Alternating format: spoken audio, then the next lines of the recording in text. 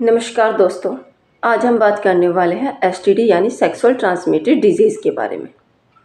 World health organisation के अनुसार दुनिया भर में हर साल क्लेमाइडिया, ट्रिचमोनासिस, सिफिलिस और गोनोरिया सहित एसटीडी के लगभग 376 मिलियन केसेस सामने आते हैं। हमारे देश की 6% आबादी यानी 30 मिलियन लोग हर साल एसटीडी से संक्रमित होते हैं और इसी खतरनाक वृद्धि को रोकने के लिए हमारे देश में एकाएक नई नीतियों का उपयोग किया जाता है। ये औरतों में, महिलाओं में इनफर्टिलिटी यानी बांझपन का रोग उत्पन्न करता है और इसमें वृद्धि को रोकने के लिए हमें इसको कंट्रोल करना आवश्यक है। अब हम बात करते हैं एसटीडी क्या होता है।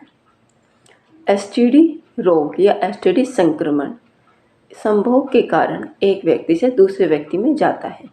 ये मौखिक, ओरली, गुर्दा, एनल या फिर योनि वजाइनल के द्वारा एक दूसरे में प्रवेश करता है और यह प्रेगनेंसी, ब्रेस्ट फीडिंग या डिलीवरी के दौरान भी माँ से बच्चे में ट्रांसमिट करता है। यौन संपर्क लगभग 30 प्रकार के अलग अलग बैक्टीरिया, वायरस और परजीवी यानी पैरासाइट्स फैलाते हैं। इन 30 जीवों में से 8 जर्म्स यानी रोगाणु को एसटीडी फैलाने के लिए जिम्मेदार माना जाता है। प्रेजेंट में होने वाले 4 रोगाणुओं के कारण एसटीडी संक्रमण: first trichomoniasis, second syphilis, third chlamydia, fourth gonorrhoea. इन सभी का इलाज संभव है। HIV, human immunodeficiency virus, HPV, human papilloma virus, HSV, herpes simplex virus, hepatitis B, इन सभी का इलाज संभव नहीं है। अब हम बात करते हैं symptoms of STD in womens. Womens में एसटीडी असिम्टोमेटिक भी हो सकता है, लेकिन अगर हम इसका सही समय पर इलाज नहीं करवाते तो यह सर्विकल कैंसर और इनफर्टिलिटी का कारण भी हो सकता है। एचपीवी वुमेन्स में होने वाला एक कॉमन एसटीडी है जो कि सर्विकल कैंसर का मुख्य कारण भी होता है। गोनोरिया, क्लेमाइडिया एक बैक्टीरियल इन्फेक्शन है जो कि सेक्स के दौरान ट्रांसमिट होते हैं।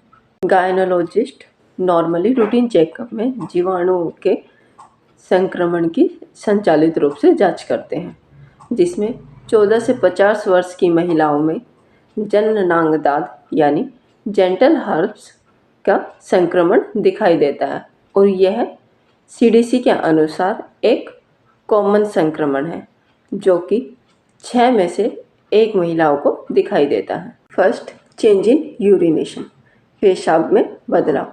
अगर आप पेशाब करते समय पेशाब की फ्रीक्वेंसी में बदलाव या फिर पेशाब करते समय जलन, खुजली महसूस करती है तो यह एक कॉमन और नॉर्मल लक्षण होता है।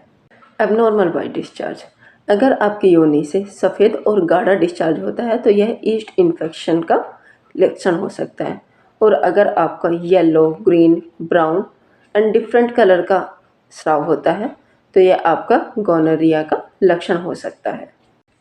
पेन ड्यूरिंग सेक्स, अगर आप इंटरकोर्स करते समय पेट में दर्द का अनुभव करती हैं तो यह सामान्य नहीं है। यह आपके ओवरी में सूजन की बीमारी यानी पेल्विक इन्फ्लेमेटरी डिजीज़ का संकेत हो सकता है और यह गोनोरिया, क्लेमाइडिया जैसी बीमारियों का शुरुआती लक्षण हो सकता है। योनि की खुजली, वेजाइनल इचिंग, अगर आप अपनी योनि में खुजली महसूस करती हैं तो यह एक एसटीडी का लक्षण हो भी सकता है और नहीं भी, लेकिन अगर ये एसटीआई का लक्षण है तो यह वेजाइनल इन्फेक्शन हो सकता है और एलर्जी और बैक्टीरिया जैसी एसटीआई का शुरुआती लक्षण हो सकता है।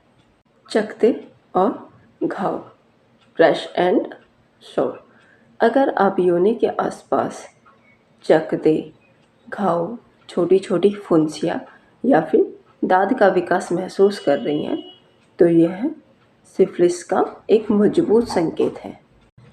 सिक्स्थ, असामान्य रक्तस्राव, अगर आप मेंस्ट्रुएशन साइकिल के समय कम या फिर ज़्यादा रक्तस्राव महसूस करती हैं और पीरियड्स को समय से पहले आना और समय से पीछे जाना महसूस करती हैं, तो यह भी एक एसटीडी का लक्षण हो सकता है। अब हम बात करते हैं एसटीडी के निष्कर्ष यानी कंक्लूजन के बारे में। इसका कंक्लूजन यही निकलता है कि हम एसटीडी का संक्रमण को रोकने की कोशिश करें और इसको नियंत्रित करने की कोशिश ही करें। हम इसको दवाइयों के द्वारा नियंत्रित कर सकते हैं। अगर हम इसको शुरुआती तौर पर ही जांच लेते हैं तो इसका इलाज करना संभव होता है।